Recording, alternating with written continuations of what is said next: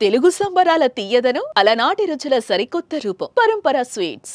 సమయస్ఫూర్తి, ధైర్యం, తెగుంపుతో పాటు మనసులో మానవత్వం ఉన్నవారే ధైర్యంగా ముందడుగేసి అవతలి వాళ్ల ప్రాణాలను రక్షిస్తారు. వారే నిజమైన రియల్ హీరోస్. అలాంటి రియల్ హీరోస్ పై సింగపూర్ ప్రభుత్వం తగిన గుర్తింపునిచ్చింది. సింగపూర్లోని పాఠశాలలో అగ్ని ప్రమాదం జరగ పవన్ కళ్యాణ్ కుమారుడితో పాటు మిగిలిన పిల్లలను క్షేమంగా రక్షించిన నలుగురు భారతీయ వలస కార్మికులను ఘనంగా సత్కరించడమే కాదు, అవార్డును కూడా ప్రకటించింది. మరి సింగపూర్ ప్రభుత్వం వారికి ప్రదానం చేసిన అవార్డేంటి?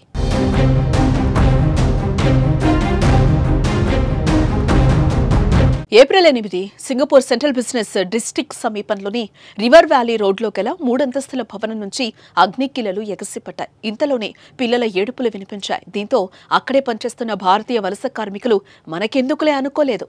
పరిస్థితిని గమనించి వెంటనే రంగంలోకి దిగి చిన్నారుల ప్రాణాలను కాపాడారు. ప్రమాదంలో చిక్కుకున్న వారిని రక్షించి కిందకు దించారు. వారు కాపాడిన వారిలో పవన్ కళ్యాణ్ కుమారుడు మార్క్ శంకర్ కూడా ఉన్నాడు.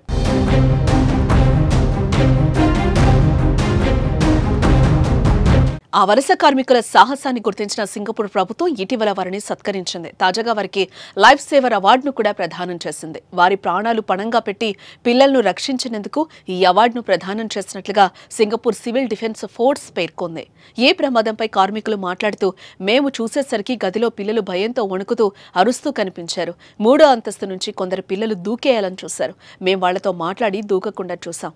తర్వాత వారిని కిందకు తీసుకొచ్చా. ఏ ప్రమాదంలో ఓ చిన్నారి ప్రాణాలు కోల్పోయింది. ఆమెను కాపాడలేకపోయినందుకు ఇప్పటికీ బాధపడుతున్నాం అని విచారం వ్యక్తం చేశారు.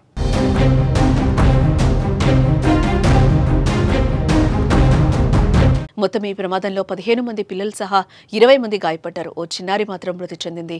ఇక కుమారుడికి ప్రమాదం జరిగిందని తెలియడంతో పవన్ కళ్యాణ్ సింగపూర్ వెళ్లారు. ఆయనతో పాటు చిరంజీవి దంపతులు కూడా సింగపూర్ వెళ్లిన విషయం మనకు తెలిసిందే. మార్క్ శంకర్ కు స్వల్ప గాయాలయ్యాయి. ఊపిరితిత్తుల్లోకి పొగ రావడంతో కాస్త అస్వస్థకు గురయ్యాడు. 3 రోజుల చికిత్స అనంతరం మార్కును సింగపూర్ నుంచి పవన్ కుటుంబం హైదరాబాద్ కు తీసుకొచ్చింది. ప్రస్తుతం మార్క్ శంకర్ కోలుకుంటున్నాడు.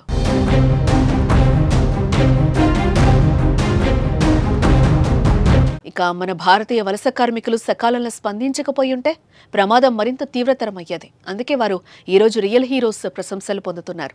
మరి వారు చేసిన పనికి అభినందనలు తెలపాల్సిందే.